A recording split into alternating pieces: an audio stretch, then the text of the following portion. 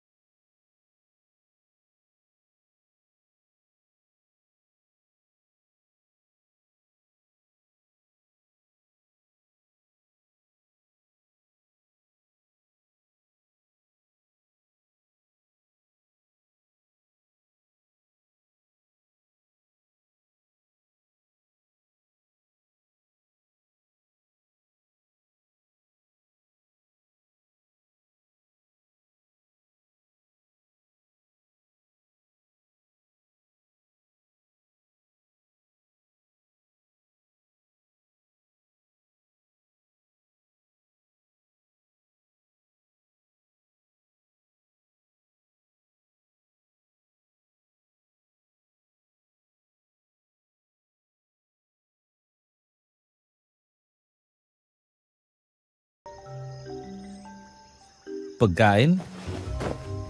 Anong ibig mong sabihin? wala yun.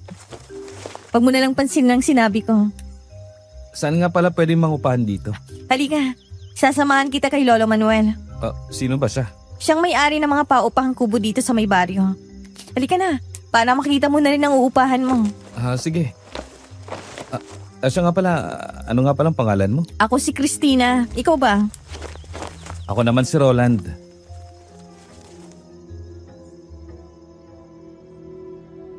Ngumiti lang sa akin si Christina bago siya naglakad.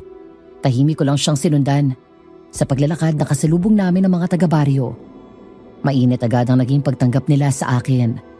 Ramdam ko agad ang pagiging mabait nila sa unang araw ng pagsalta ko sa lugar nila. Samantalang si Christina naman ay halos hindi na matigil sa pakikipag-usap sa mga nakakasalubong naming dalawa. Dahil doon, medyo natagalan kaming makarating sa sinasabi niyang paupahan. Maya-maya, nakarating na kami sa isang napakagandang bahay. Meron pa itong mataas na bakod at pagagandang halaman. Isang matandang lalaki ang lumabas mula roon.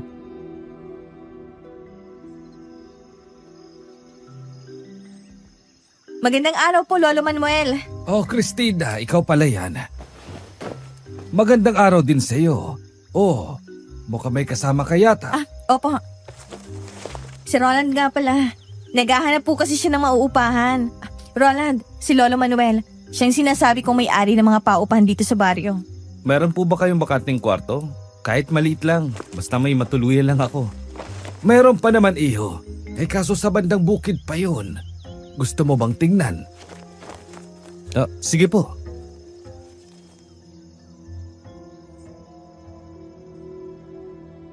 Tumangulang siya sa akin bago naunang maglakad sa amin ni Christina. Tahimik lang kaming naglalakad noon. Pero kada may madaanan kaming mga taga-baryo, palaging binabati ni Christina. At ganon din si Lolo Manuel. Di naman sobrang kalayuan ang nilakad namin papunta sa sinasabi niyang kubo. Sa isang malawak na bukid, nakatayo ang isang kubo.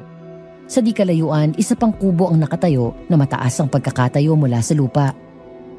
Lumakad kaming tatlo palapit sa kubo. Nadaanan pa namin ang matataas na pananim bago mismo makalapit doon.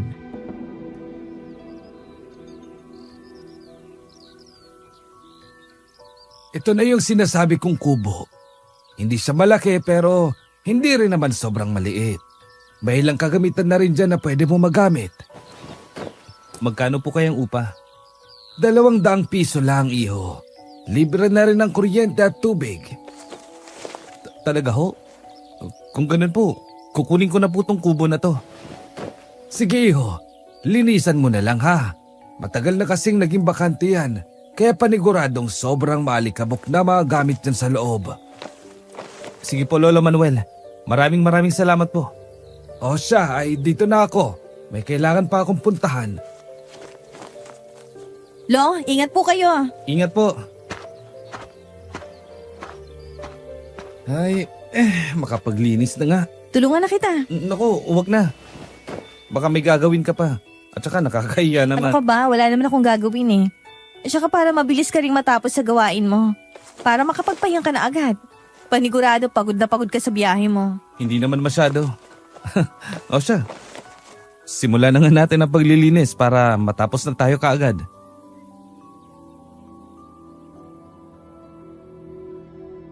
Nagsimula na kaming maglinis ni Christina.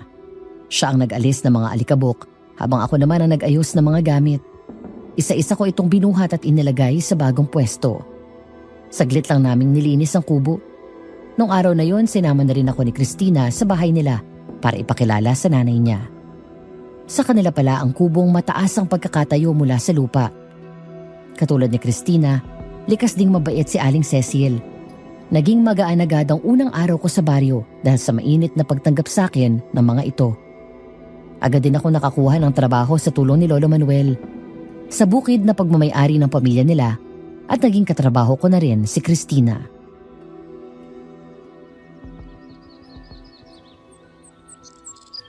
Ay nako, sana matapos na tayo dito. Tumataas ng araw at sumasakit ang katawan ko. Bilisan mo na dyan para matapos ka na kaagad. Sus, porket mabilis kang kumilos eh. Bakit? Ikaw din naman ah. Kung titinan nga, mas mabilis ka pang kumilos kaysa sa akin. Guni-guni mo lang yon, Roland. Tingnan mo naman no, halos maubos mo na yung itatanim mo. Samantalang yung akin halos wala pa sa kalahati. O siya, sige na. Tutulungan na nga lang kita dyan para matapos na tayo kaagad.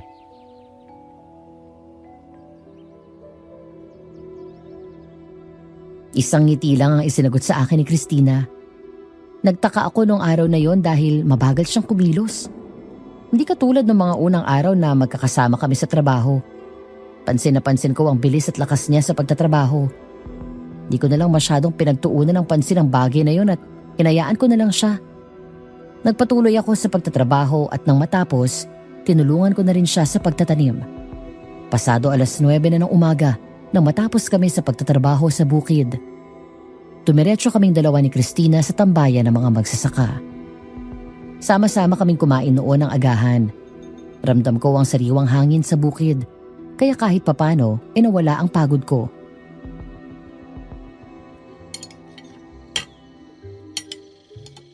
Ano, busog ka na ba? Aba, oo naman.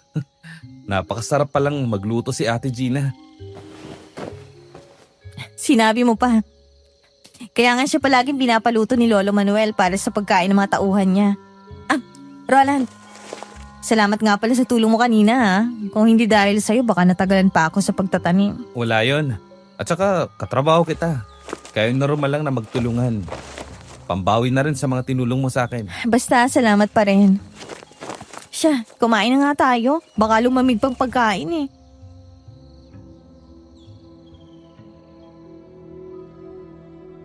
Nagpatuloy kami sa pagkain kasama ang iba pang magsasaka.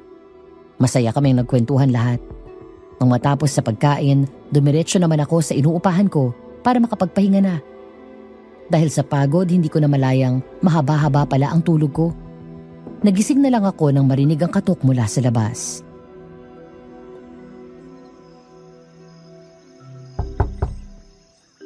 Ano ba yun? Bakit parang ang ingay naman? Anong oras na ba? Oh, nako. Hapon na pala. Mukhang napahaba yata ang tulog ko ha. Matingnan nga kung sinong kumakatok.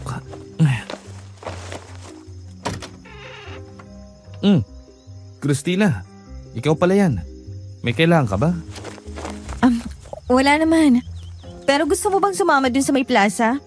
Nagkaayan kasi sina Makmak na maglaro ng basketball. Baka gusto mong manood. Nako, huwag na siguro. At saka, hindi pa ako nakakaligo. Nakatulog kasi ako kagad kanina. Ano ka ba? Ayos lang yan. Mamayang gabi pa naman yun eh. Basta sumama ka ha. Babalikan kita mamaya. Oo siya, sige. Anong oras ba yung sinasabi mo? Mamaya 7:00 pa naman ang gabi. Sige na nga, sasama na ako. Daanan na lang kita mamaya sa inyo. Aasahan ko yan ha. Oo naman. Sige, dito na ako. Dito na lang tayo mamaya.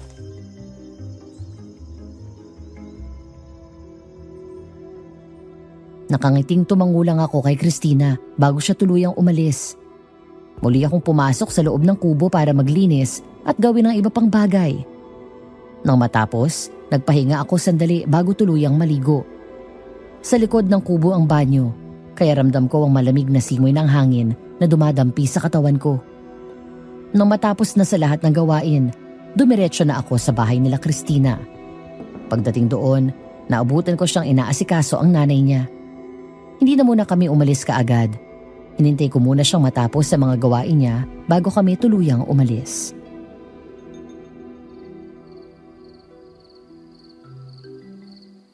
Naku, baka mauli tayo sa papanoorin natin. Hindi pa naman siguro. At saka, medyo maaga-aga pa naman. Pasensya ka na rin pala kung pinaghintay kita kanina ha. Ayos lang naman yun. At saka, hindi rin naman matagal ang paghihintay ko sa'yo kanina. Wala kasi akong maaya eh. Kaya ikaw na lang naisip kong isama. Kaya naman pala.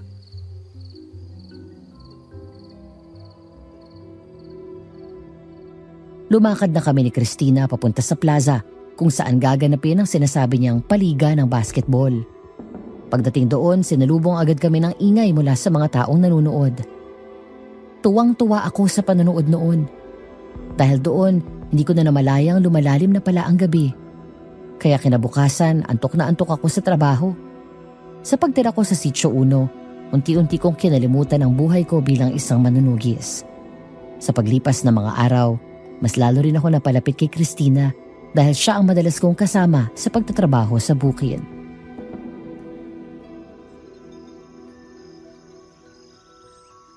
Christina, tapos ka na ba dyan sa ginagawa mo? Iahanda ko lang mga palay para bukas mabilad na kaagad ni Mang Domeng. Tulungan na kita. Ikaw ba? Tapos ka na ba dyan sa ginagawa mo? Ako pa ba? Siyempre naman, tapos na. Yabang. Porke tapos na siya kaagad. Siya, sige, tulungan mo na ako para matapos na rin kaagad ako dito sa ginagawa ko. Opo, kamahalan. Ewan ko talaga sa'yo.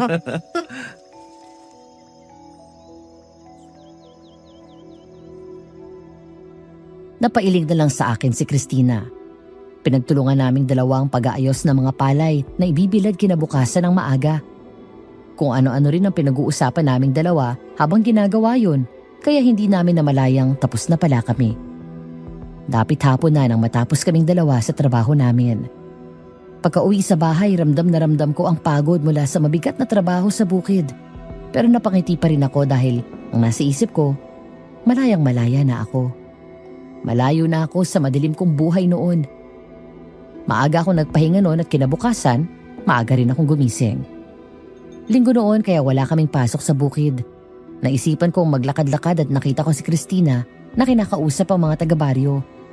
Tuwang-tuwa sa kanya ang mga ito at madalas pa siyang purihin tungkol sa kagandahan niya.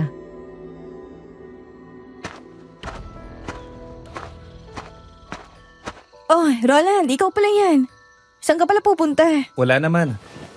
Naisipan ko lang na maglakad-lakad. Mukhang kanina ka pa nakikipagkwentuhan sa kanila. Ako, hindi naman. At saka tinulungan ko na rin kasi si Aling Tere at Lolo Manuel sa mga gawain nila. Sobrang sipag mo naman. Ngayong araw na nga lang pahinga natin, nagtatrabaho ka pa rin. Maliit na bagay lang naman ito, Roland. At saka masaya ako kapag tumutulong.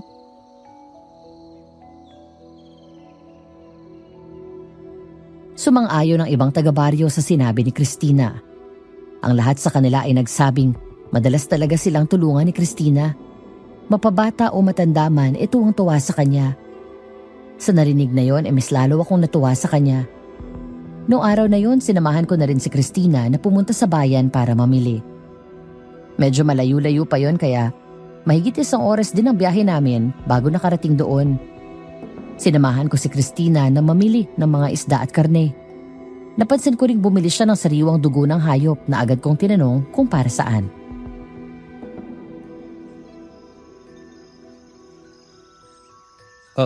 Christina, para saan nga pala yung binili mong sariwang dugo kanina?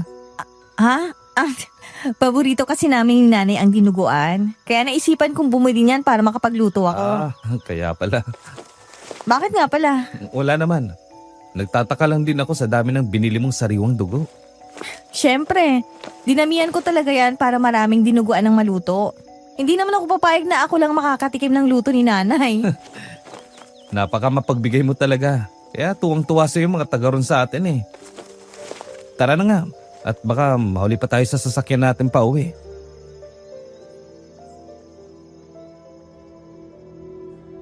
Tumango lang sa akin si Christina bago kami naglakad papunta sa sasakyan pauwi sa Sitio Uno. Habang nasa biyahe, nag-uusap kaming dalawa ni Christina. Nang makarating sa kanila, tinulungan ko na rin siyang ayusin ang mga pinamili niya. Naisipan ko na rin munang tumambay sa bahay nila. Habang nakaupo sa sala, napansin ko ang loob ng kubo. Bukod sa mataas ang pagkakatayo nito mula sa lupa, napansin ko ring may mga bakas ng itim na bagay sa pader at may mga nakabalot sa pulang supot. Nagiba ang pakiramdam ko noong mga oras na yun. Parang ang bigat-bigat, pero winaksi ko na lamang yun.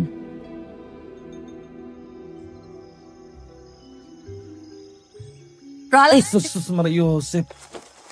Christina, ano ka ba naman? Bakit bigla ka na lang sumusulpot dyan? Masyado ka kasi abala dyan eh. Ano ba kasing tinitingnan mo? Wala naman. Tapos na bang magluto si Aling Cecil? Patapos na. Hintayin mo na lang na matapos para may ulam ka na rin mamayang gabi. Tsaka nga pala, samahan mo rin pala akong bigyan ng ulam mamaya sina Lolo Manuel at ang iba pa nating kapitbahay ha. O sige, lalabas na muna ako ha. Doon na lang kita hintayin. Okay?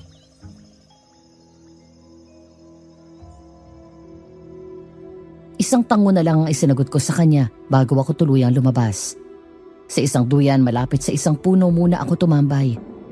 Dahil sa lamig ng paligid, hindi ko na malayang nakaidlip na pala ako. Nagising na lang ako nang makaramdam ng isang malamig na bagay sa pisngi ko.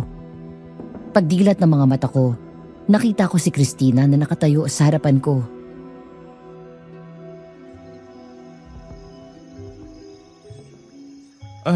Pasensya ka na ha. Hindi ko na malayang nakatulog pala ako. Ayos lang yun. O ano, tara na. Ihatid na natin itong mga dinuguang niluto ni nanay. Sige. Eto nga palang para sa'yo. Christina, salamat ha. Dahil sa inyo ng nanay mo, naging maganang pagtira ko dito sa Sitio Uno. Naku, wala yun. Maliit na bagay.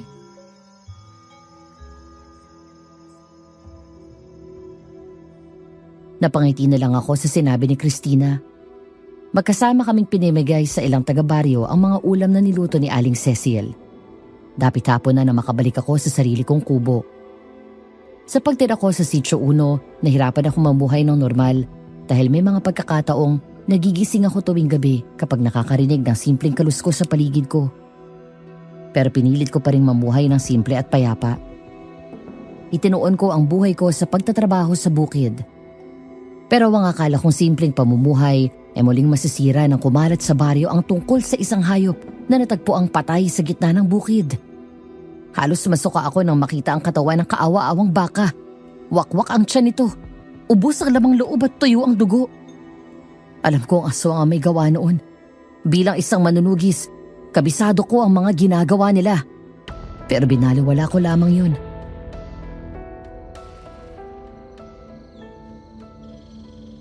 Roland! Roland! Oh, Christina, ikaw pala yan. Ang sabi ni nanay may natagpuan daw na patay na hayop. Totoo ba yon? Oo eh. Ang lalangan ng ginawa. Gusto mo bang makita? Sige, samahan mo nga ako. Ay! Diyos ko po! Sinong demonyo may gawa niyan? Sabi ko naman sa iyo eh. Ang lala ng ginawa sa baking yan. Kawawa naman si Mang Rodolfo. Kawawa naman, grabe sila. Pati nananahimik na hayop, hindi na nila pinalagpas. Huwag ka nang umiyak, Christina. Hayaan mo na. Mahuhuli rin kung sino may gawa niyan. May balita na ba kung sino may gawa? Wala pa. Hanapin pa lang siguro nila. Tutulong ka ba sa paghahanap? Hindi na siguro. Alam mo namang maraming trabaho sa bukid. Wala rin akong oras para dyan. Sa bagay, tama ka nga naman. Tara na nga. Baka may utos pa sa atin si Lolo Manuel.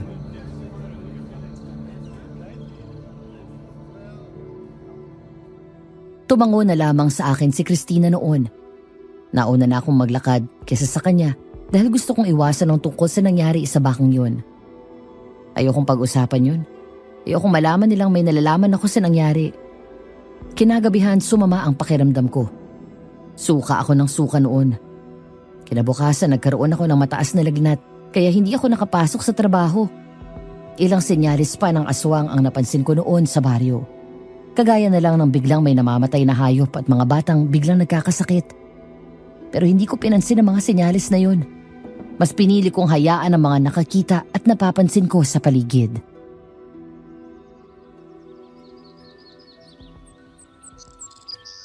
Ayos ka lang ba, Roland? Parang nakaraang araw ka pa kasi nananahimik eh. Oo naman. Ayos lang ako. Nag-aalala lang kasi ako sa'yo. Ano ka ba naman, Christina? Bakit ka naman mag-aalala sa akin? Halos kasing lakas ko na nga mga kalabaw dito. Ay nako, talagang nagbiro ka pa.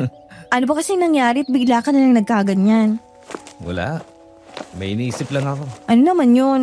Wala. Hayaan mo na. Basta Roland, kung may problema ka, magsabi ka lang sa akin ha.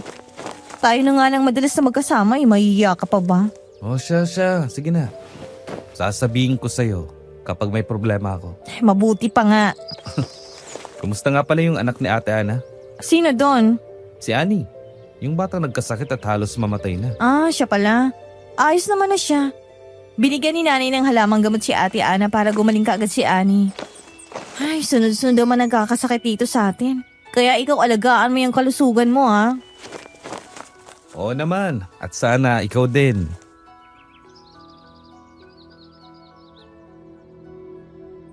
Ngumiti lamang sa akin si Christina, pero hindi ko nasagot yun.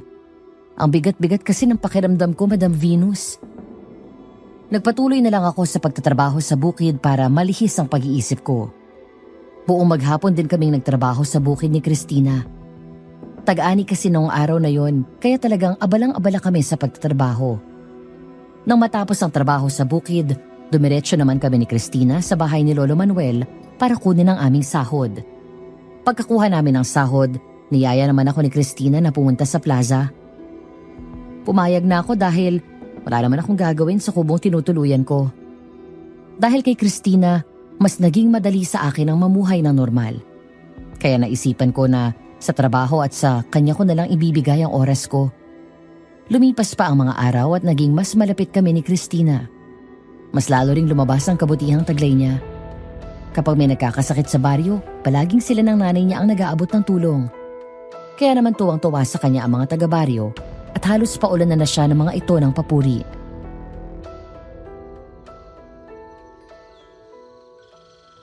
Christina, ay salamat nga pala sa tulong mo sa amin dito sa baryo ah. Nakakatuwa kang bata ka. Ang buti-buti ng puso mo. Hindi ka nagdadalawang isip na tumulong sa kahit sino. Naku, wala po yun. Masaya akong tumutulong sa inyo. At saka parang pamilya na rin ang turing ko sa inyong lahat. Natutuwa kaming lahat sa iyo. Pati na sa nanay mo. Malaking bagay na dumating kayo dito sa amin. Dahil sa inyo at sa mga halamang gamot na binibigay ninyo, mas mabilis ang paggaling ng mga nagkakasakit. Wala yun, Lo. Masaya ako sa ginagawa ko. At saka si nanay, gustong-gusto niya talagang ginagawa niya. Mabuti naman kung ganon. Sana hindi na kayo umalis dito sa Sitio Uno. Hindi pa naman talaga kami aalis dahil hindi pa ako tapos sa gagawin ko. Anong ibig mong sabihin, Christina? Wala yon. Ang ibig kong sabihin, marami pang kailangan tulungan dito sa baryo. Kala ko naman kung ano na. Lo, dito na nga po pala ako. Nakalimutan ko may inutos pala sa akin si nanay. Baka mapagalitan ako kapag hindi ko nabiling sinasabi niya. Samahan na kita. Okay. Mag-iingat kayong dalawa. Opo.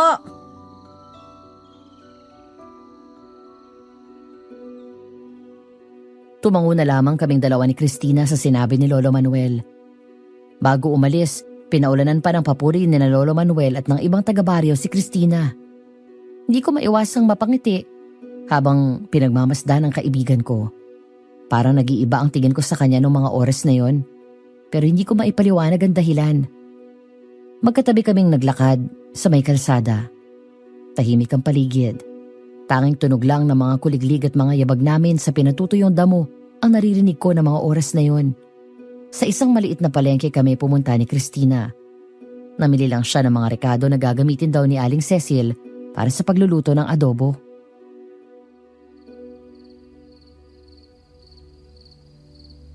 Ang hilig magluto ng nanay mo, no? Oo.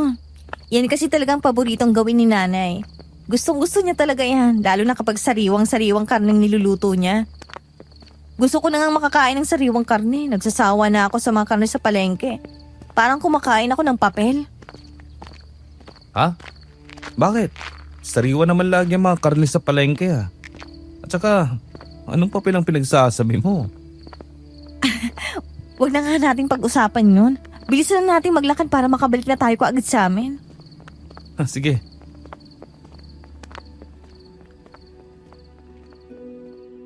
Hindi ko na pinilit pa si Christina na magsalita. Bigla na lang kasing nagbago ang itsura niya. Para bang may nasabi siyang hindi ko dapat marinig.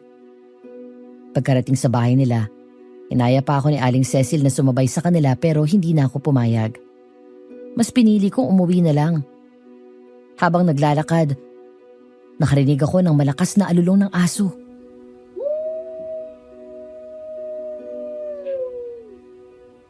Halos umalingaw-ngaw yun sa buong paligid. Binilisan ko ang paglalakad nun. Halos mabali ang leeg ko sa kakatingin sa paligid kung may sumusunod ba sa akin. Nakahinga lang ako ng maluwag nang makarating ako mismo sa kubo. Isinara ko ng mabuti ang mga bintana at pinto bago ako natulog. Pero nagising ako ng alanganing oras nang makarinig ako ng malakas na kalabog mula sa labas. Narinig ko rin ang madiing pagkaskas ng kuko sa pader ng kubong tinutuluyan ko. Pero imbis na tignan kung ano yun, mas pinili kong wag yung pansinin. Kinabukasan, kumalat sa baryo na namatay daw ang sanggol na pinagbubuntis ni Maria. Nanginig ako nun sa takot dahil alam kong aswang ang gumawa noon. Pero mas pinili ko pa ring manahimik.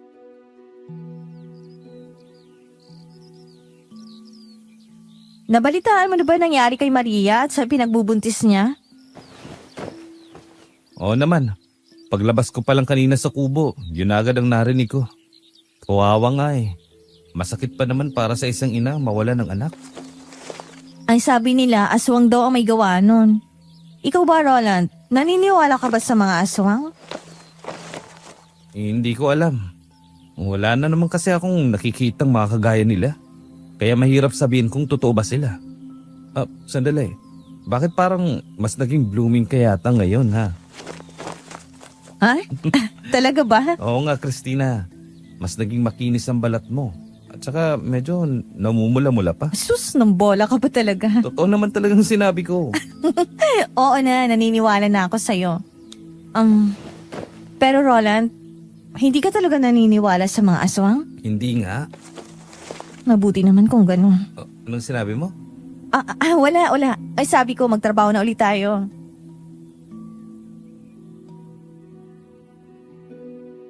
Napailing na lang ako sa sinabi ni Christina. Habang nagtatrabaho, hindi ko maiwasang pagmasdan siya. Pagkatapos ng trabaho, sinamahan ko na rin siyang pumunta kay Maria. Binigyan naman niya ito ng mga halamang gamot para mabilis itong makarecover mula sa pagkamatay ng kanyang anak. Naging usap-usapan din ang nangyari kay Maria at sa pinagbubuntis niya. Nagkaroon sila ng ideya na baka aswang ang may gawa noon. Pero hindi na nila ito hinanap dahil sinubukan na raw nila itong gawin nung mamatay ang mga alaga ni Mang Rodolfo. Pero wala naman silang napala. Wala atang araw na hindi kami magkasama ni Christina. Para na ngang magkadikit ang mga bituka namin. Kahit san kasi, magkasama kaming dalawa. Kaya naman unti-unti akong nahuhulog sa kanya. Sinubukan kong iwasan ang nararamdaman kong yon pero hindi ko talaga mapigilan ang nararamdaman ko para kay Christina. Ilang beses kong hinugot ang lakas ng loob ko para makaamin sa kanya. At nang magkaroon na ako nito, agad kong niyaya si Christina na mamasyal dahil balak kong magpaalam sa kanya na manliligaw na ako.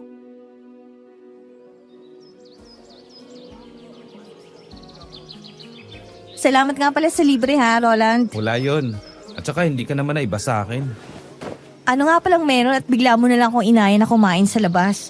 Kapag day off natin, madalas nagpapahinga ka na lang dun sa loob ng kubo mo. Wala naman. Gusto lang kitang ilibre. Bakit? Bawal ba? Hindi naman, nagtataka lang kasi ako. Christina, may gusto pala akong sabihin sa'yo. Sinasabi ko na nga ba eh. May dahilan kung bakit mo ako inaya. Sige, ano ba yung sasabihin mo sa akin? Huwag mo akong iiwasan ha. Ha? Bakit naman kita iiwasan? Ano ba kasi yung sinasabi mo? Pinapakaba mo naman ako eh. Christina, gusto kita. Ano? Tama bang narinig ko na gusto mo ako? Oo, gusto kita, Christina. Magpapaalam din sana akong manligaw. Ha?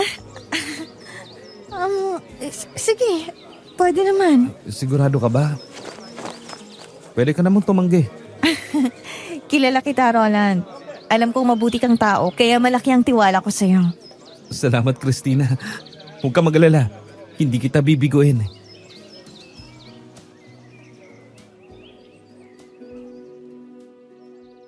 Isang malawang nangiti ang isinagot sa akin ni Christina. Hindi ko lubos sa kalain na papayagan niya agad akong ligawan siya. Nagpakitang gilas ako sa panliligaw kay Christina. Madalas ko siyang sunduin at ihatid sa bahay nila. Madalas ko rin siyang dalhan ng pagkain at bilhan ng mga bagay na gusto niya. Sinulo ko na rin ang ibang trabaho niya sa bukid.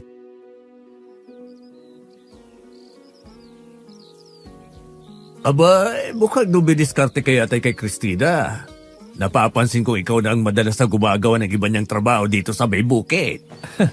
Napansin mo pa pala yun, Mang Anton. Aba, syempre naman. Hindi lang ako nakapansin sa mga ginagawa mo. Ano bang meron sa inyong dalawa ni Christina?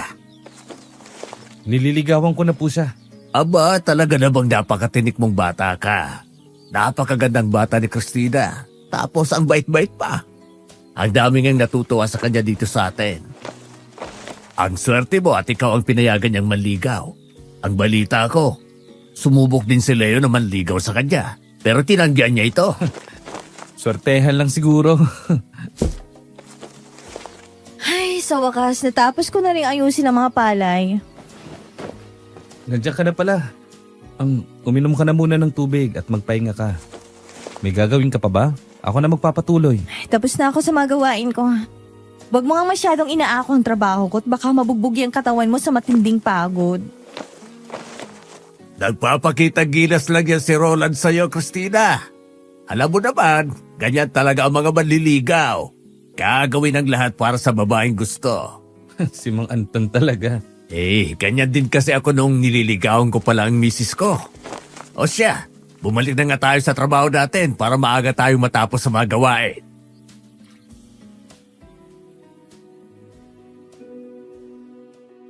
Nagtuloy-tuloy ang panliligaw ko kay Christina. Halos halikan ko na nga ang mga paa niya para lang ipakitang gustong-gusto ko talaga siya. Hindi nagtagal ang panliligaw ko sa kanya dahil sinagot niya ako kaagad. Yun ang pinakamasayang araw sa buhay ko. Naging maayos ang relasyon naming dalawa ni Christina. Isang araw, papunta pa lang ako sa bukid na pagsasakahan ko nang biglang tumambad sa harapan ko ang mga kalabaw na pagmamayari ni Lolo Manuel. Halos mapasigaw ako nang makita ang sitwasyon nilang lahat. Dilat ang mga mata nila, litaw ang dila, wasak ang tiyan at wala na mga lamang loob. Dahil sa nangyayaring yun, pinag-utos sa amin ni Lolo Manuel na tugisin ang aswang. Gusto ko sanang tumanggi sa kanila pero pinilit nila akong lahat na sumama. Dahil doon, pumayag na lang ako. Hindi ko na lang pinahalata sa kanilang lahat na may alam ako habang nag-iimbestiga kami patungkol sa aswang.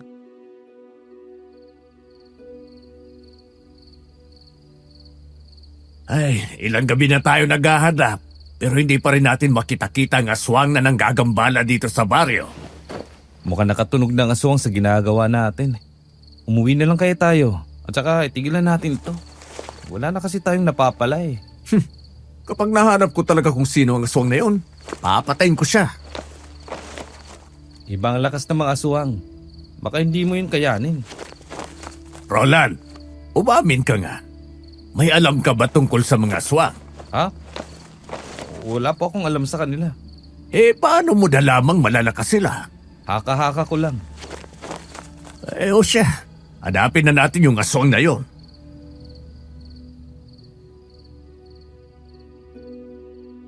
Nagpatuloy kami sa paghahanap. Halos libutin na namin ang buong baryo para hanapin ang aswang.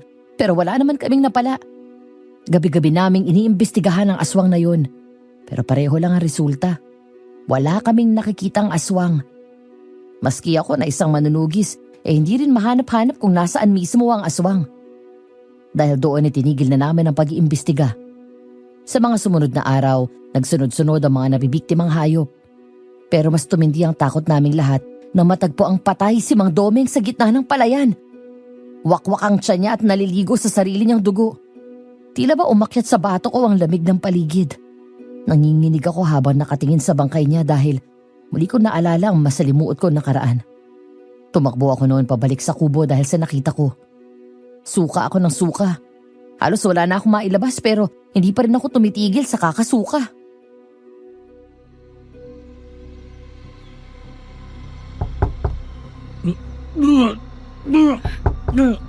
Roland!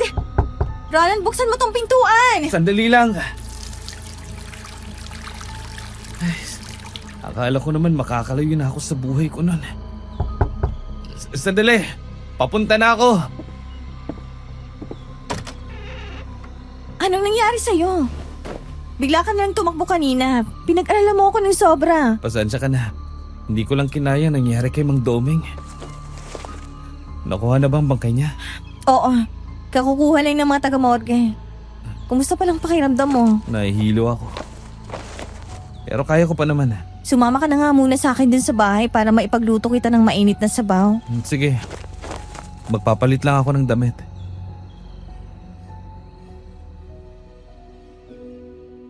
Isang matamis ng ngiti lang ay sinagot sa akin ni Christina bago ako muling pumasok sa loob ng kubo. Mabilis lang ako nagpalit ng damit at saka ako sumama sa kanya papunta sa kanila. Pagdating doon, naabutan namin si Aling Cecil na may binabalot sa ilalim ng kanilang kubo. Balisang-balisa siya habang ginagawa yun at lumilingalinga rin siya sa paligid. Tila ba kinakabahan ako ng mga oras na yun pero natigil ang panonood ko sa ginang nang ayain ako ni Christina na umakyat na sa kubo nila. Tahimik lang ako nakaupo sa sala habang si Christina ay nasa kusina nila para ipagluto ako ng sabaw. Maya-maya umakyat na rin si Aling Cecil. Nung oras na yon, tila ba hindi siya makatingin sa akin. Weird yun para sa akin dahil nasanay ako mainit ang pagtanggap niya sa akin sa tuwing bibisita ako sa bahay nila. Hinayaan ko na lamang siya at hinintay ko na lang na matapos si Christina sa pagluluto. Nang matapos agad, inihain ni Christina sa akin ang niluto niyang sabaw.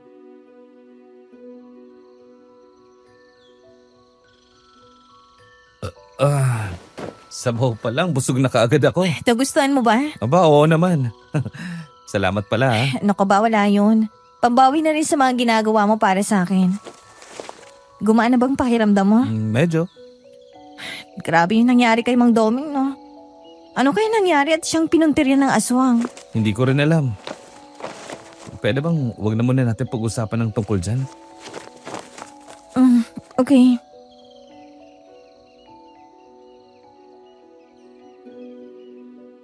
Iniwasan kong pag-usapan namin ang tungkol doon dahil natatakot talaga ako na bigla na lang lumabas sa bibig ko ang tungkol sa pagiging manunugis ko. Ilang oras akong tumambay sa bahay nila Christina. Dapit hapon na makauwi ako sa kubong tinutuluyan ko.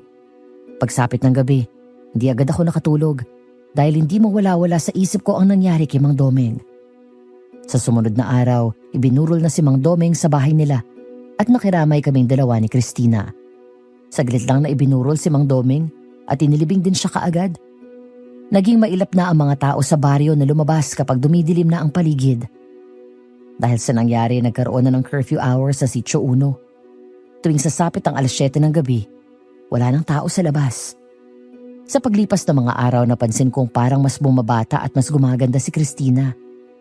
Maganda na siya pero mas lalo siyang gumaganda sa paningin ko nung mga araw na yon. Kaya naman labis akong nagtaka noon.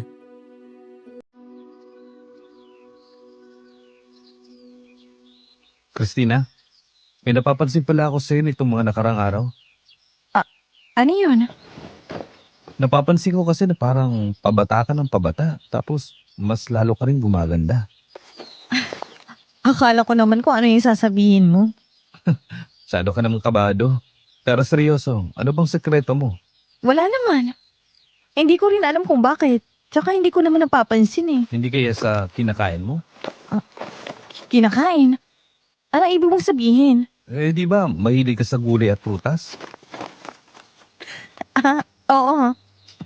Ano ba nangyayari sa iyo? Ba't parang kinakabahan ka dyan? Wala naman.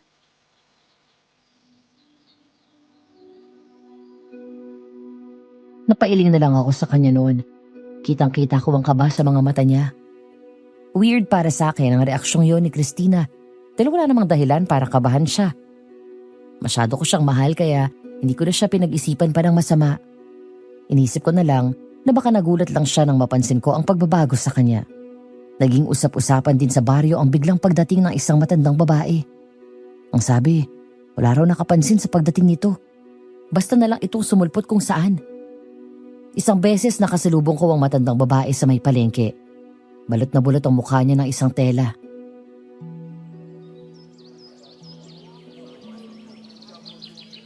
La! Ay, Jesus Maria Joseph, Tulungan ko na po kayo dyan. ikaw talagang bata ka. Kinulat mo naman ako. Pasensya na po Ay, salamat sa tulong mo, iho. Ako nga pala si Magda. Ikaw ba? Roland po. Saan po pala kayo nakatira para maihatid ko na po kayo? Ang bigat kasi nitong dala nyo. Baka mahirapan pa kayo.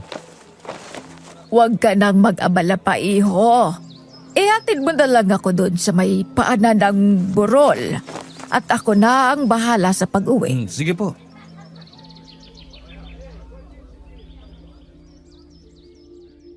Tumango na lamang ako sa kanya bago kami maglakad. Pansin na pansin kong kakaiba ang kilos ni Lola Magda. Iwas na iwas din siya sa mga tao at halos itago niya pa ang mukha sa mga ito. Sa paanan ng burol ko siya inihatid. Gusto ko pa sanang tulungan siya pero tumanggi na siya sa akin. Lumipas ang 2 linggo, walang naging biktima ang aswang. Ang pinakahuling biktima ay si Mang Doming. Pero muling nanalakay ang aswang at nagsunod-sunod ang mga namatay na hayop.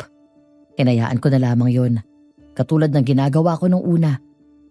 Pero nung si Lolo Manuel na ang naging biktima, doon na ako mas lalong natakot. Awang-awa ko nang makita ang sitwasyon niya. Wakwak ang tiyan hanggang dibdib. Ang mga lamang loob niya durog-durog at natuyuan na rin siya ng dugo. Sa sobrang lala ng nangyari sa katawan niya, hindi na siya binurol pa ng kanyang pamilya. Naging mabigat para sa aming lahat ang pagkamatay niya. Pero ang pinaka naapektuhan ay si Christina. Wala siyang tigil sa pag-iyak kahit na ilang araw lang nailibing si Lolo Manuel.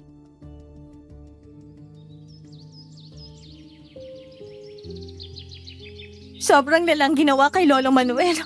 Hindi na naawa. Pati matandang walang kalaban-laban, pinuntirya niya pa. Tana. Naawa lang kasi ako kay Lolo Manuel eh. Ang bait-bait niya kaya sa ating lahat. Tama ka. Kaya masakit din para sa akin ang pagkamatay niya. Binabalak nga namin tuwisin muli ang asuhang. Ano? Akala ko hininto niyo na yan. Inuutos kasi ng apo ni Lolo Manuel yan eh. Kaya susundin namin, total. Trabador naman nila kami. Roland, huwag ka na lang sumama. Baka mapahamak ka pa eh. Hindi yan. Huwag ka mag-alala sa akin. At saka, kapag hindi ako tumulong, baka isa na sa atin ang maging biktima niya. Natatakot lang ako. Hindi ako mapapahamak. Magtiwala ka lang sa akin, ha? Isang tango lang ang isinagot sa akin ni Christina. Nagtagal din ang pagtitig niya sa mga mata ko. Isa yon sa mga napansin ko sa kanya. Mahilig siyang tumitig sa mga mata ng kausap niya. Para akong nilulunod ng gandang taglay niya noong mga oras na yon. Mahigpit niya akong niyakap at ganon din ang sinukli ko. Buong araw ako sa bahay nila Christina noon. Umuwi lang ako ng bandang dapit hapon na. Naging usap-usapan na sa buong baryo ang tungkol kay Lola Magda. Madalas kasi sa gabi lang ito lumalabas. At kapag lalabas naman siya tuwing umaga, balot na balot ang mukha niya ng isang makapal na tela. Napansin din namin na may kakaiba siyang lakas at mabilis din siyang kumilos. Sanay na sanay din siyang gumamit ng mga patalim. Dahil doon, kumalat sa buong Sitio Uno ang chismis na baka siya nga ang sinasabing aswang.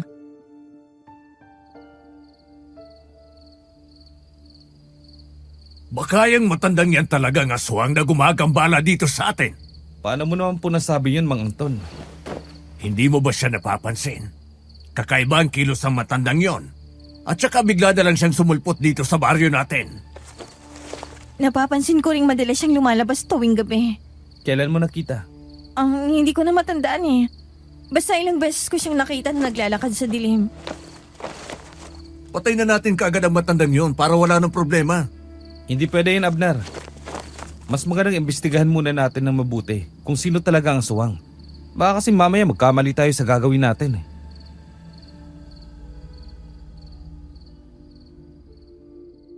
Napalunok ako noon sa sobrang kaba. Ramdam ko ang mabilis na tibok ng aking puso. Natatakot ako sa binabalak ni Abner dahil baka magkamali kami sa aming gagawin. Pinag-usapan pa nila kung anong balak nila kay Lola Magda. Isa akong manunugis, kaya malakas ang pang-amoy ko sa isang aswang, pero hindi ko maamoy yun sa matandang babae. Minanmanan namin ang mga kilos ni Lola Magda, pero nahirapan kami dahil mabilis ang kilos niya. Tila ba kabisadong-kabisado na niya ang gagawin ng mga oras na yun. Pasimple ko siyang sinundan sa tinitirhan niya at laking gulat ko nang makitang sa isang kubo siya naninirahan. Sa sumunod na gabi muli ko siyang pinuntahan doon, pero sa pagkakataong yun, wala siya roon. Dahan-dahan akong pumasok at yun na lang ang laking gulat ko nang makita ang mga nagkalat na lamang loob ng hayop at mga bakas ng dugo. Nanginginig akong lumabas noon sa kubo niya. Hindi ko lubos sa kalain na nakaharap ko na ang aswang. Hindi lang yun ang nakita ko. Pababa na sana ako noon mula sa burol, pero napahinto ako nang makita si Lola Magda sa harapan ng isang patay na hayop. Punong-puno ng dugo ang kamay niya. Dali-dali akong tumakbo, pabalik sa kubo. Ramdam ko ang panginginig ng katawan ko dahil sa matinding galit at takot noong mga oras na yun. Agad-agad kong sinabi sa mga kasamahan ko ang tungkol sa nakita ko. Dahil doon naging mabilis ang desisyon nilang patayin si Lola Magda. Sama-sama kaming sumugod sa kubo ni Lola Magda. Bitbit ang mga patalim na inihanda namin para sa kanya.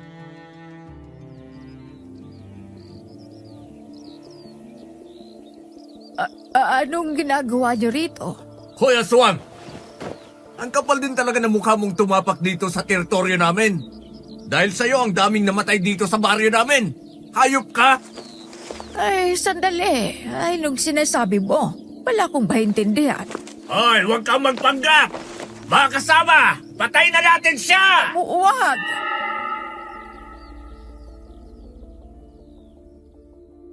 Sabay-sabay naming sinugod si Lola Magda, pero mabilis din siya nakaiwas sa amin. Mas naging kapansin-pansin ang mabilis niyang pagkilos. Sa kabila ng kanyang edad, nagawa niya pa ring makatakbo palayo sa amin. Hinabol namin siya ng hinabol. Walang tigil sa pagbato ng mga sibat ang mga kasama ko. Ang iba sa kanila, binabato pa siya ng mga batong napupulot sa daan. Humalos sa hangin ang sigawan ng mga kasama ko.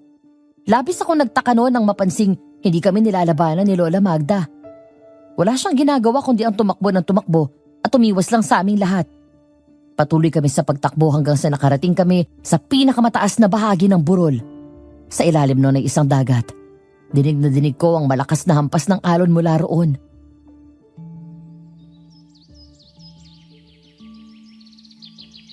Parang awa niyo na. Pakiusap.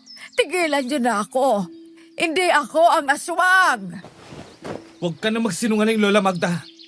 Kitang-kita ng dalawang mata ko ang mga lamang loob dun sa kubo mo. At nakita rin kita sa harapan ng isang patay na hayop.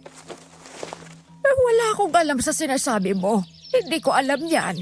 Talagang itatanggi mo pa? Mga kasama, ano bang hinihintay ninyo? Patay na natin siya! Tama na! Ay, maawa ka niyo sa akin! Ay,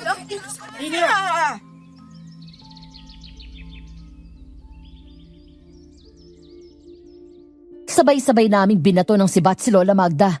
Pero si Abner ang may pinakamalalang ginawa sa amin. Binato niya ng isang kutsilyo si Lola Magda na tumama pa sa bandang tiyan nito. Hindi ko pinahalata sa kanilang lahat ang galing ko sa pakikipaglaban. Duguan na sa harapan namin si Lola Magda, pero nanatili pa rin siyang nakatayo sa harapan naming lahat. Patuloy lang ang mga tao sa pananakit sa kanya, pero ni minsan hindi niya kami ginantihan. Labis din ako nagtaka noon dahil hindi siya nagpapalit ng anyo. Pero mas lumalamang ang matinding galit ko sa kanya. Mas inisip ko ang mga biktima, lalong-lalo na si Lolo Manuel. Sa tindi ng mga tao sa katawan ni Lola Magda, unti-unti siya nang hina bago tuluyang mahulog sa dagat. Sinili pa namin yun pero dahil sobrang dilim ng paligid, hindi na namin siya nakita pa.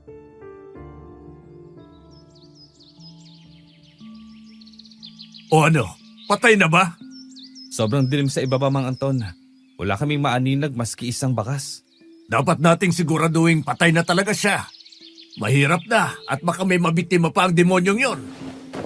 Paniguradong patay na yun sa tindi ng mga sugat na natamo niya at sa taas ang pinaghulugan niya. O siya, bumalik na tayong lahat sa mga bahay natin para makapagpahinga na tayo. Kahit na hindi tayo nilabanan ng aswang na yon, nanakit pa rin ang sobra ang katawan ko. Diba ang sabi-sabi, ang mga aswang daw ay malalakas. Pero bakit ganun kanina? Parang hindi malang niya tayo pinahirapan. Hindi ko malang nakita ang totoong lakas ng isang aswang. Baka siyang uri ng aswang na mas pinipili lang ang may hina para biktimahin. Akala mo kung sinong matapang. Wala naman palang binatbat. Sa bagay, tara na mga kasama.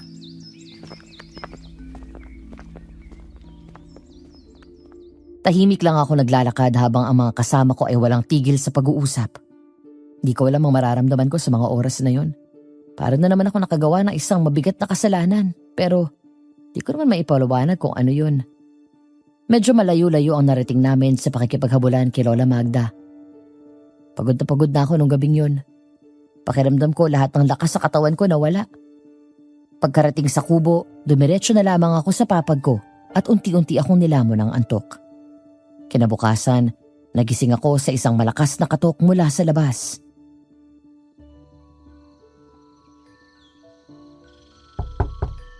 Mahal? Gising ka na ba? May dala akong almusal para sa'yo. Sandali, papunta na.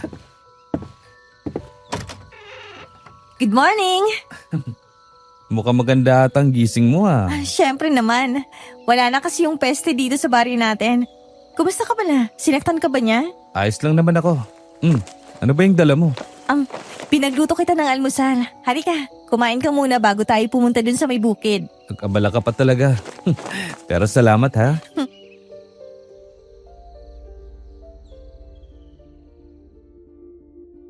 Ngumiti lamang sa akin si Christina bago kami pumasok sa loob ng kubo. Sabay namin kinain ang almusal na inihanda niya para sa akin. Pagkatapos, sabay din kaming pumasok sa trabaho namin sa bukid. Pansin na pansin ko kay Christina ang pagiging magana noong araw na yon. Pagkatapos ng trabaho, sa kubo nila Christina muna ako nagpunta para doon na muna magpahinga. Habang nakaupo sa sala, isang bagay ang umagaw ng pansin ko. Nakapatong ito sa isang kulay pulang tela at kakaiba ang itsura nito. Hahawakan ko na sana yon para mas matignan ng mabuti. Pero bago ko pa magawa yon, bigla na lang may humampas sa kamay ko. Laking gulat ko nang makita si Aling Cecil sa harap ko.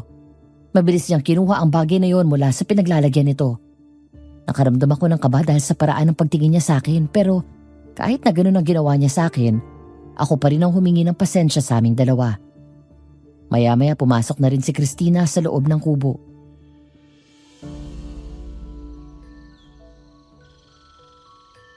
Oh, bakit naman ang tahimik yung dalawa dyan? Wala naman ah. Kumusta pala yung ginagawa mo? Kailangan mo ba ng tulong? Hindi na. Magpahinga ka na lang dyan. Magpahinga ka na rin. May napapansin pala ako sa'yo. Ano na naman yun? Alam mo, palagi mo na lang akong pinapakaba. Bawas-bawasan mo kasi ang pagkakape mo. Ang sasabihin ko lang naman sa'yo, yung pagiging masigla mo ngayong araw, bakit nga ba? Wala na kasi yung matandang yun. Malaya na ulit ako. Ha? Ano yan? Hindi ko marinig ang sinabi mo. Ang sabi ko, dati pa naman talaga akong masigla, di ba? Oo nga, pero kakaiba talagang pagiging masigla mo ngayon. Huwag mo na lang isipin yon. Ang mahalaga naman, di ba, yung kasiyahan ko? Ah, oo nga naman.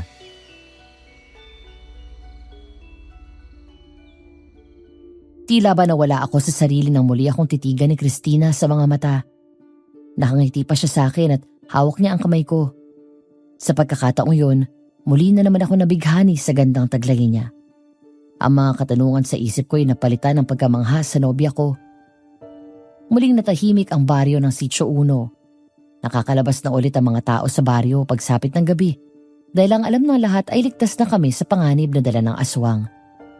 Pero nagkamali kaming lahat dahil inatake ng aswang si Mang Anton sa may palayan. Matindi ang naging sugat niya pero himalang nakatakas siya nung gabing yun sa kamay ng aswang. Nang dahil sa nangyari, napagdesisyonan kong puntahan si Mang Anton sa bahay nila. Nagdala pa ako ng prutas para sa kanya. Pagdating sa kanila, sinalubong ako ng asawa niya. Oh, Roland, napabisita ka ata. Magandang hapon, Mang Anton. Pasensya na kung bigla akong pumunta dito sa inyo. Gusto ko sanang tanungin kung kumusta na ba kayo. Eto, nagpapagaling pa. Matindi kasi ang naging sugat ko eh. May dala nga po pala ako para sa inyo. Sige, ilapag mo na lang dyan. Maingat kong inilapag sa isang maliit na mesa ang mga dala kong prutas. Hindi ko maiwasang mag-alala na muli akong mapatingin kay Mang Anton. Punong-puno ng sugat ang katawan niya. May ilan din siyang pasa at baliri ng kamay niya. Hirap na hirap siyang kumilos nun. Kaya naman tinulungan ko na rin siya sa pagkilos niya.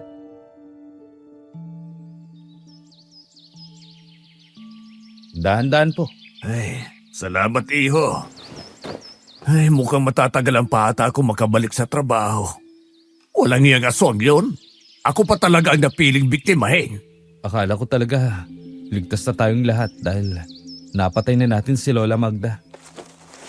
Yun din ang akala ko, iho. Hindi ko lubos akalain na muling mananalakay ang aswang dito sa atin. Alam mo bang takot na takot ako nung nangyari yon? Akala ko nga mamamatay na ako. Pero mukhang hindi ko pa talaga oras. Kaya heto ako, buhay pa rin. Paano po pala kayo nakaligtas? Papatay na sana ako ng aswang. Pero biglang sumikat ang araw. Si Lola Magda ba yung umatake sa inyo? Mukhang hindi iho. Pero sa pagkakatanda ko, nasugatan ko yung aswang sa hita gamit ang malit na kutsilyo na dala-dala ko.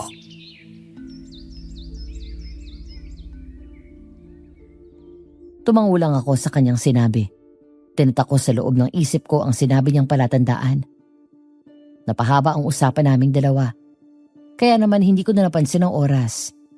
Madilim na makalabas ako mula sa bahay nila Mang Anton. Ramdam na ramdam ko ang nakabibinging katahimikan sa paligid. Habang naglalakad pabalik sa kubo, nagtatalo sa isip ko kung babalik pa ba ako sa pagiging manunugis. Habang tumatagal, mas palala ng palala ang nararanasan ko sa Sitio Uno. Pasimple kong inimbestigahan kung sino ang sinasabing aswang ni Mang Anton. Pero hindi ko lubos sa akalain na makikita ko ang markang yun kay Christina mismo. Nasa bukid kami noon nang bigla kong makita ang sugat sa hita niya.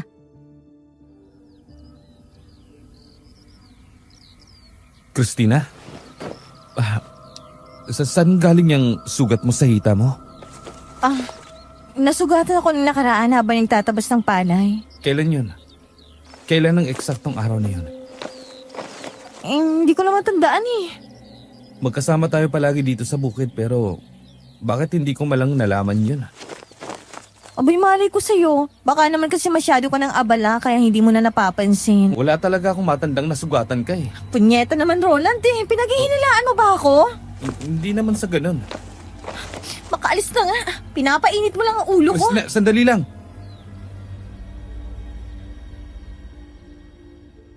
Nagdadabog na umalis sa harapan ko si Christina, pero hindi ko na siya sinundan pa noon.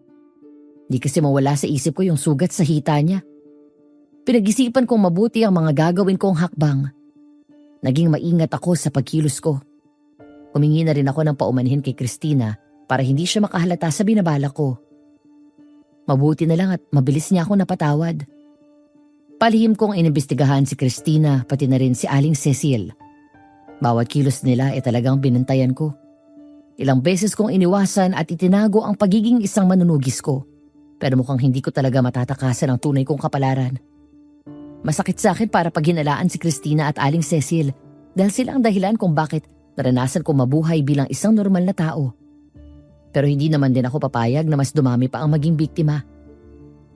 Walang araw na hindi ko minamanamanan si Christina.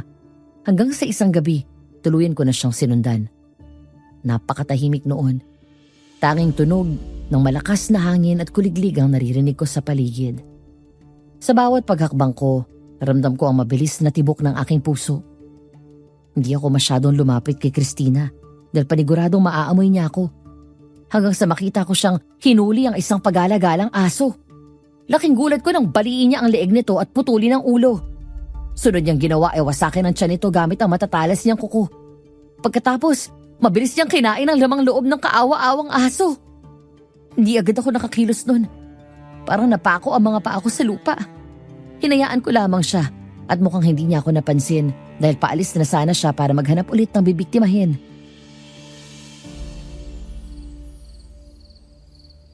Christina! Anong ginagawa mo dito?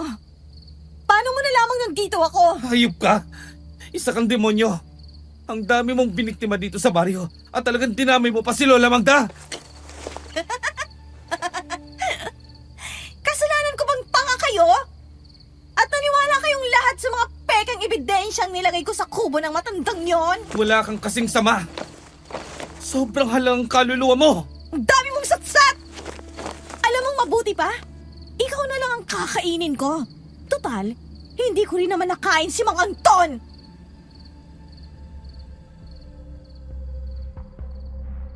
Mabilis niya akong sinugod, pero alerto ang katawan ko, kaya mabilis ko ring naharangan yun gamit ang armas na bitbit ko. Nagsimula ang masakit na labanan sa pagitan namin ni Christina. Hirap na hirap akong saktan siya noon dahil mahal ko siya. Kaya naman ako ang mas nasugatan sa aming dalawa. Duguan na ako noon at nanghihina na. Hinihintay ko na lamang ang kamatayan ko ng mga oras na yun, pero nagulat ako nang magising ako sa isang pamilyar na kubo. Ramdam ko ang pananakit ng katawan ko dahil sa mga sugat na natamo ko mula sa pakikipaglaban kay Christina.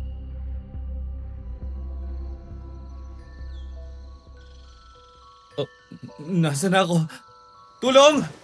Tulungan niyo ako! Mabuti naman at gising ka na. Lola Magda, ikaw ba yan? Oo, ako nga. Sandali. Di ba patay ka na? Anong nangyari? Nakaligtas ako, iho. Kumusta na pala ang pakiramdam mo? La, patawarin niyo po ako. Patawad kung ako ang dahilan kung bakit nangyari sa inyo yun. Naiintindihan ko. Biktima ka lang din ng sitwasyon. Patawad talaga ako. Huwag mo nang isipin yon. Tapos naman na. Paano nga po pala ako napunta dito sa inyo? Pabalik na sana kami ng kasama ko sa baryo noong gabing yon. Pero natagpuan ka namin sa isang malawak na lupain. Duguan at puno ng sugat. Kaya imbes na tumuloy sa Sitio 1, ay mas pinili kong iligtas ka na lang. Salamat po. Walang anuman. Matanong ko lang, ano nga palang ginagawa niyo sa Sitio 1? Isa akong manunugis ng aswang, iho. Trabaho kong patayin ng mga nilalang ng dilim na kumakain ng laman at sariwang dugo. Kaya naman hinanap ko ang aswang na nambiktima sa asawa ng anak ko. Nasundan ko siya pero laking gulat ko nang mawala ang amoy niya nang mapadpad ako sa baryo ng Sitio 1. Ano? Isa ka ring manunugis?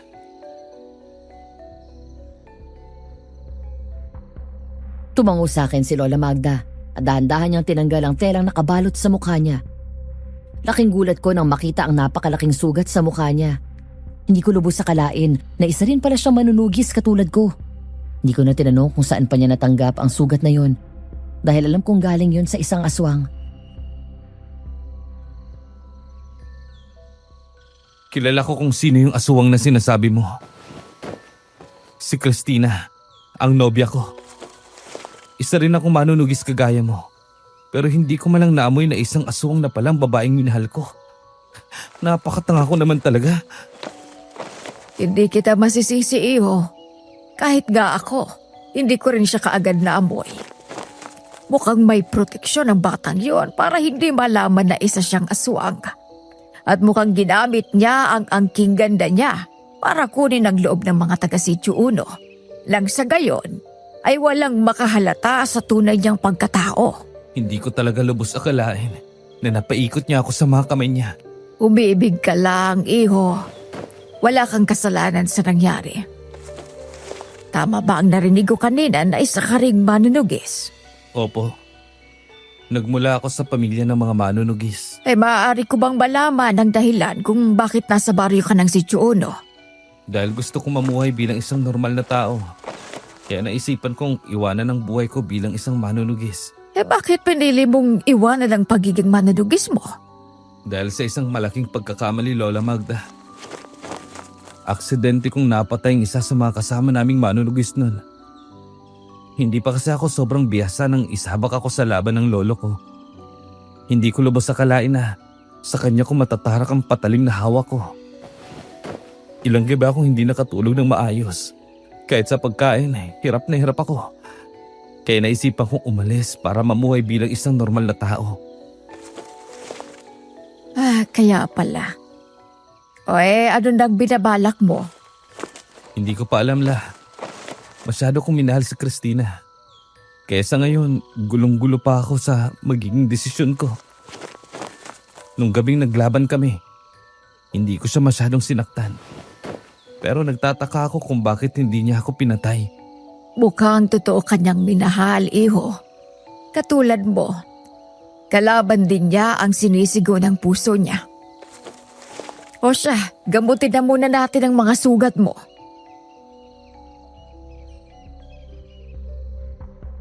Ngumiti lamang ako kay Lola Magda. Maingat niyang ginamot ang mga sugat sa katawan ko. Pinalitan rin niya ng benda ang braso at binti ko. Pagkatapos ipinaghanda niya rin ako ng pagkain. Ilang araw pa akong hindi makakilos ng maayos dahil napakalala talaga na nangyari sa akin. Ang sabi nga ni Lola Magda, isang malaking himala na nabuhay pa ako sa lala ng pinsala sa katawan ko. Unti-unting naghilom ang mga sugat sa katawan ko. At nang tuluyan ang gumaling, labis ang tuwa ni Lola Magda sa akin. Sobra-sobra rin ang pasasalamat ko sa kanya dahil siya ang dahilan kung bakit nagkaroon ako ng pangalawang buhay.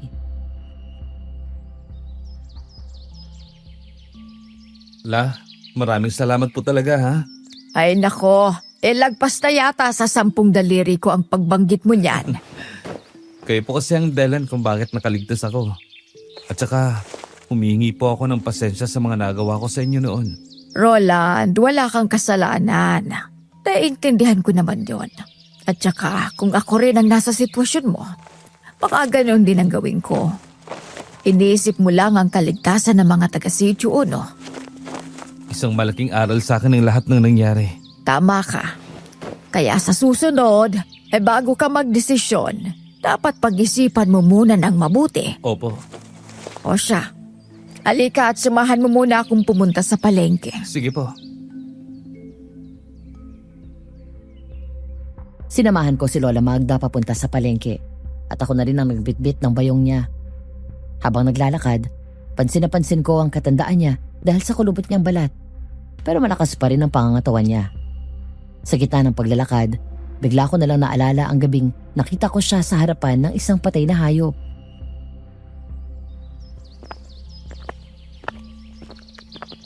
La, may tatanong lang sana ako sa'yo. O ano yon?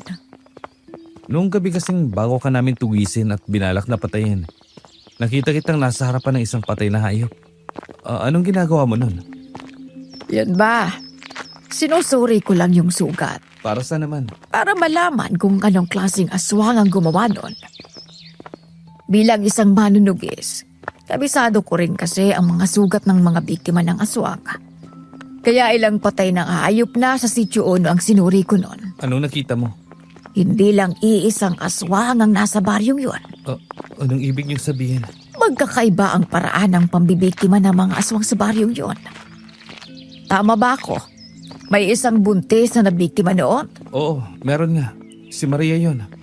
Pero mas malakas yung aswang na kumakain ng buhay na hayop at tao. Si Christina. Mukhang si Aling Cecil ang isa pang aswang. Pero hindi ko rin siya naamoy noon. Malakas ang proteksyon ng mag-inang yon. Kaya nahirapan ka ring malaman kung ano ang tunay nilang pagkatao. Pero ngayong alam mo na ang pagkatao nila, dapat magdesisyon ka na. Natahimik na lang ako sa sinabi ni Lola Magda. Nagpatuloy kami sa paglalakad papunta sa palengke.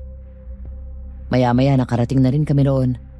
Tahimik lamang ako habang namimili si Lola Magda dahil iniisip ko ang magiging desisyon ko. Iniisip ko rin si Christina at Aling Cecil, lalong-lalo na ang mga tao sa baryo. Alam ko sa sarili kong mahina pa talaga ako bilang isang manunugis, kaya nga mas pinili kong tumakbo noon kaysa harapin ito. Pagka-uwi sa bahay, tahimik pa rin ako. Pinag-isipan kong mabuti ang magiging desisyon ko. Mahal ko si Christina at pamilya ang turing ko sa kanila ni Aling Cecil, kaya nagtatalo ang desisyon sa loob-loob ko. Noong nakaraang araw ko pa napapansin na parang ang tahimik mo. May problema ka ba? Iniisip ko lang po kasi ang gagawin ko la. Hindi ko na talaga alam. Ang hirap kapag masyado kang napalapit sa isang tao. Naiintindihan kita, iho. Pero mag-isip ka lang mabuti, ha? Kung patuloy kang matatakot, baka mas marami pang mapahamak. Natatakot ako la. Sa totoo lang kasi, hindi pa ako bihasa sa pagiging manunugis. Kaya nga mas pinili kong tumakbo. Kahit anong gawin mong pag-iwas o kahit saan ka man magpunta, hindi mo na talaga matatakasan ang tunay mong pagkatao. Nakatadhana ka talaga bilang isang manunugis. Pero la, sa tingin ko mahina talaga ako. Hindi ako kagaya ng mga kapatid ko na bihasang-bihasa na sa panunugis ng mga aswang. Huwag kang mag-alala. Ako ang tutulong sa'yo. Ahasain natin ang kakayahan mo dahil naniniwala akong may itinatago ka pang galing. Basta magtiwala ka lang at tanggalin mo ang pangangamba dyan sa puso mo.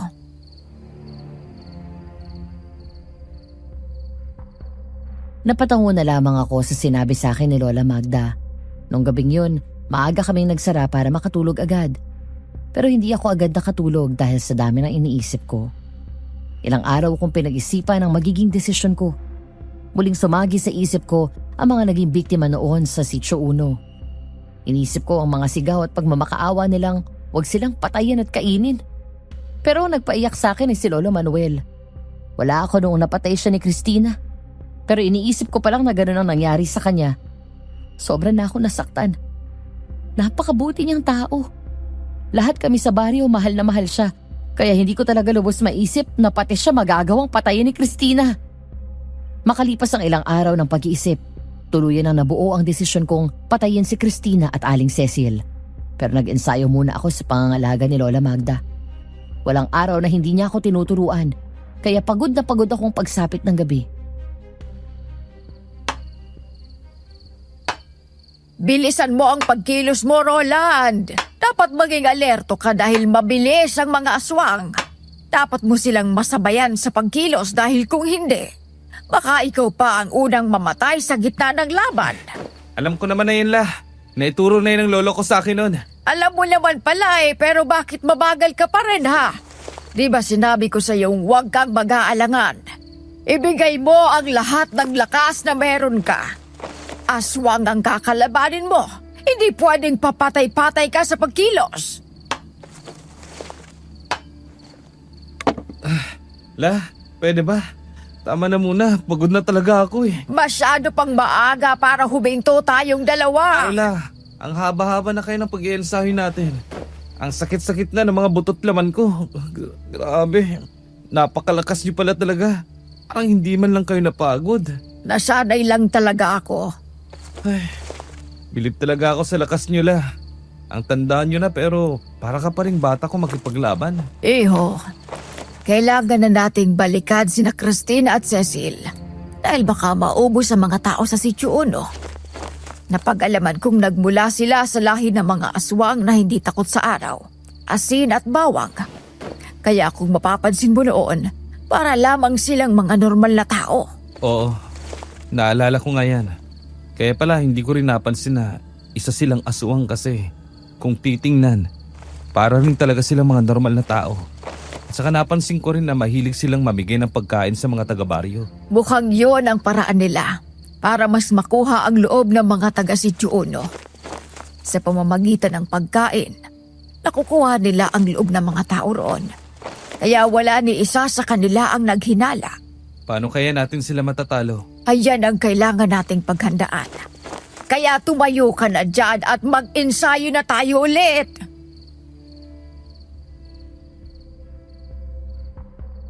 Wala akong nagawa kundi sumunod sa sinabi ni Lola Magda. Muli kami nag-ensayo at hindi ko na alam kung anong oras pa kami natapos nun. Basta ang natatandaan ko, binigay ko ang lahat ng makakaya ko sa tuwing nag-iensayo ako kasama si Lola Magda. Marami rin siyang itinuro sa akin at hindi niya hinayaang matakot akong harapin ang buhay na meron ako. Nang tuluyan ang mabuo ang loob kong patayin si Christina, saka kami kumilos ni Lola Magda. Inihanda namin ang lahat ng armas na gagamitin laban sa kanya, pati na rin sa nanay niya. Napagdesisyonan ko na ring patayin si Aling Cecil dahil kung hahayaan ko siya, baka lumipat pa siya sa ibang lugar para makapangbiktima. Dapit hapon na makaalis kami ni Lola Magda papunta sa baryo ng Sitio Uno. Bitbit ko ang mga armas na gagamitin namin sa pakikipaglaban noon. Malayo-layo na ang nilakad naming dalawa, kaya inabot kami ng gabing-gabi bago makarating doon. Pagdating sa baryo, katahimikan kaagad ang sumalubong sa amin. Nandito na tayo. Handa ka na ba, iho? Oo naman la. Ilang beses ko nang pinaghanda ng araw na to. Mabuti naman kung ganon. Basta tandaan mo lang ang lahat ng itinuro ko sa iyo. Sige la, gagamitin ko rin ang mga itunuro sa akin ng lolo ko nun. O siya, halika na at sugurin na natin sila.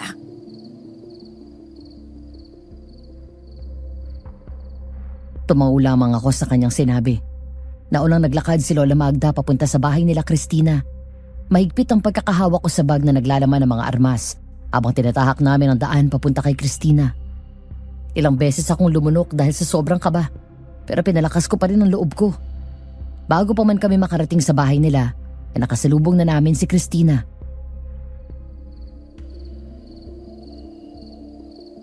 Anong ginagawa mo dito, ha? Paano ka nakaligtas? Nandito ako para patayin ka. Wow! Saan ka kumukuha ng lakas ng loob, ha? At talaga nagsama ka pa? Sino yung kasama mo? Hindi mo ba ako nakikilala, ha? Lang dahil sa'yo'y muntik na akong mamatay. Ikaw? Sandali. Bakit nandito ka? Hindi ba dapat patay ka na? Hindi umayon ang lahat ng plinano mo. Ang sama-sama mo, Christina. Wala kang puso. Nagugutom ako sa sariwang laman at dugo eh. May magagawa ka ba? Pati si Lolo Manuel, na itinuring kang parang apo. Hindi mo rin pinalagpas. Sobrang halang ng kaluluwa mo, Christina. Wala akong pakialam.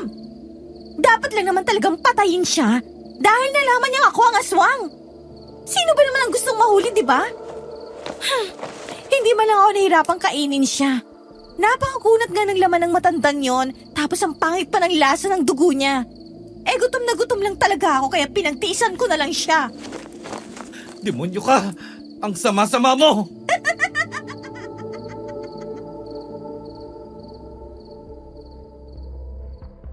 Mabilis kong hinugot ang sandatang nasa likuran ko at agad kong sinugod si Christina. Pero mabilis din siya nakailag. Unti-unting nagbago ang anyo niya sa harapan namin ni Lola Magda.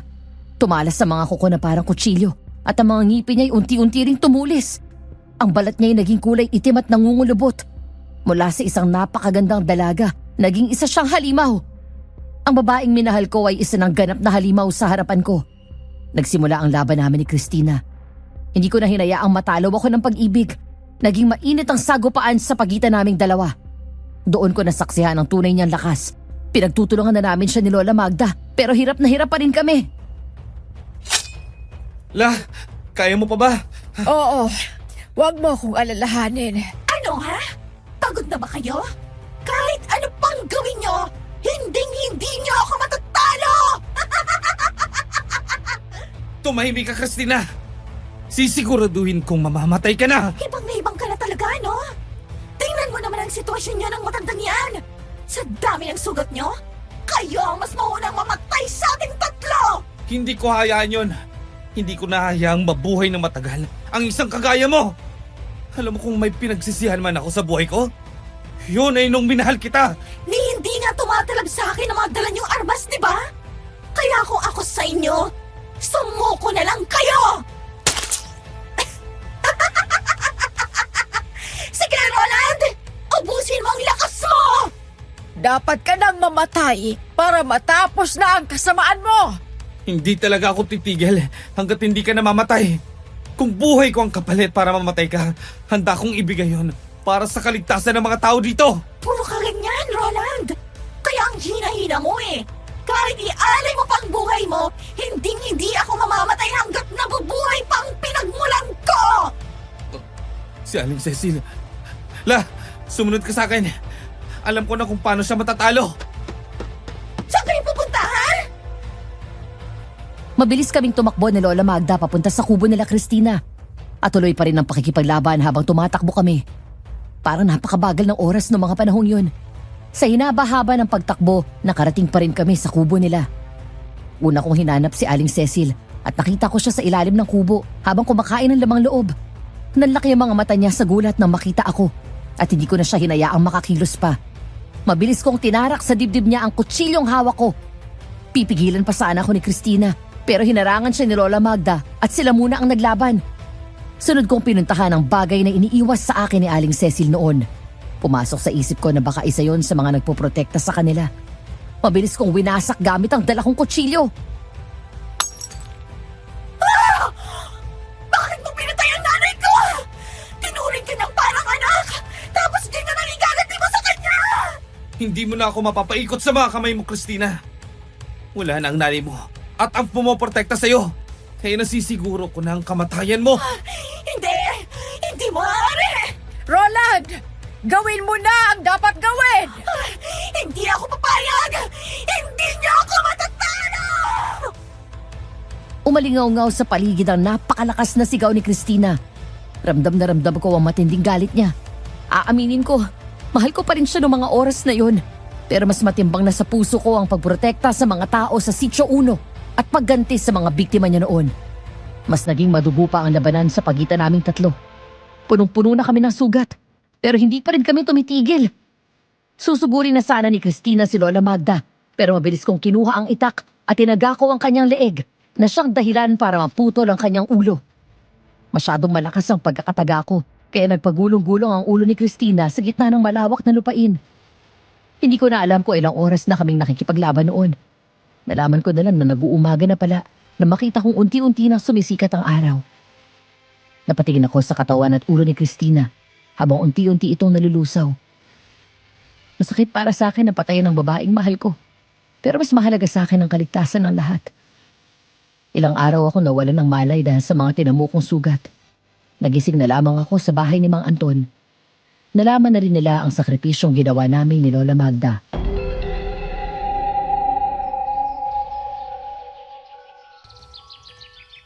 Lolo Magda, humihingi ako ng tawad sa nagawa namin sa iyo noon. Patawad kung pinagtangka namin ang buhay mo. Naiintindihan ko. Oh, Roland, salamat din sa mga sakripisyo mo. Kung hindi dahil sa iyo, baka tuluyan na kaming naubos dito sa baryo. Wala po yun, Mang Anton. Mas pipiliin ko ang responsibilidad ko bilang isang manunugis kaysa sa pag-ibig. Ay, hindi pa rin talaga ako makapaniwalag isa kang manunugis. Hindi kasi halata sa'yo noon eh. Itinago ko kasi dahil sa takot. Pero kahit anong pagtakbo ang gawin ko, mukhang hindi na talaga ako maalis sa tunay kong kapalaran.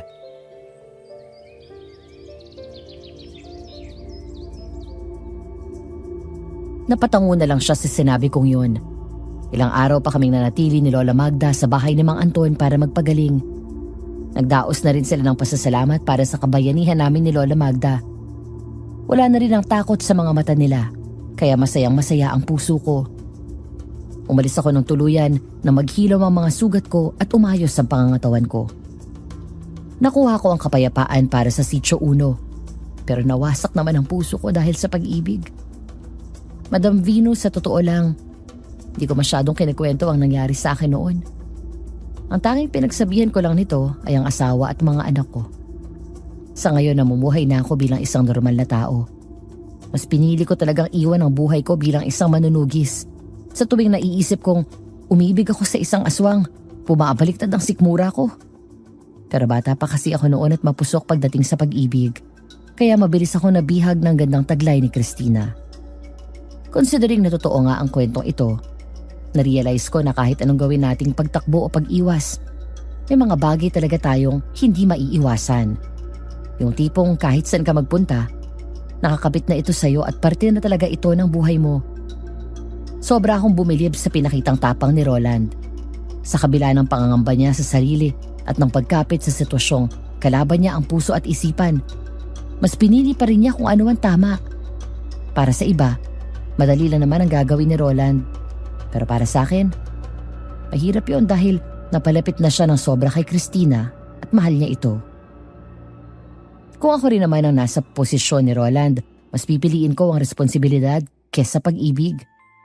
Kung ikaw ang nasa posisyon ko, gagawin mo rin ba ang ginawa kong pagtakas? Anong gagawin mo kung kalaban mo na ang pag-ibig?